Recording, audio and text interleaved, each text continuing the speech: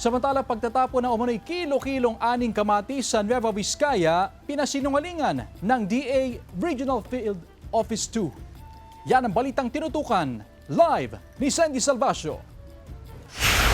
Sandy?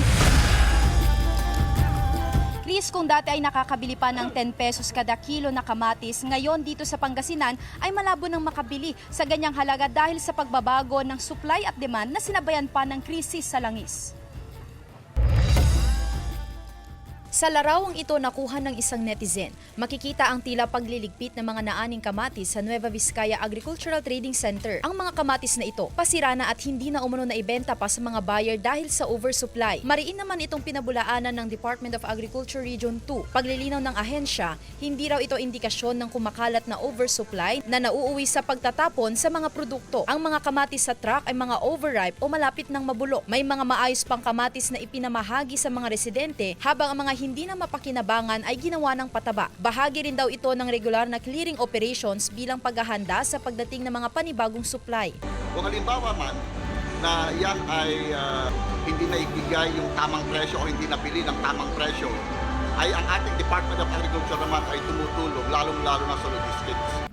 Sa Ilocos Region, wala namang nakikitang pagbaba sa supply ng kamatis, ngunit nagsimula na rin ang mahigit dobleng pagtaas sa presyo nito ngayong Abril. Nitong Marso, nasa 10 to 20 pesos kada kilo ang presyo ng kamatis, ngunit ngayon, pumapalo na ito sa 30 to 40 pesos kada kilo. Ang bagsakan nila sa ordinarita, mga 12, gano'n.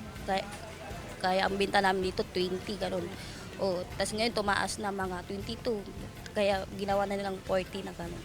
Ang ilang mamimili, bultuhan na kung bumili ng kamatis. Pero ngayon, bumili na rin ako nung isang araw na 40 pesos.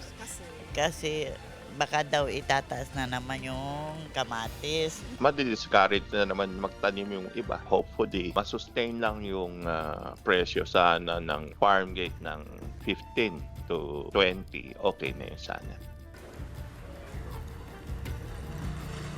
Chris, dito sa Malimgas Public Market sa Dagupan City ay bumaba ang presyo ng halos lahat ng gulay na ayon sa Sinag ay dahil sa pagdami ng supply ng lowland at highland vegetables. Katunayan yan, Chris, ang repolyo ngayon ay nasa 30 pesos kada kilo, wombok ay nasa 40 pesos per kilo at sayote ay nasa 30 pesos kada kilo.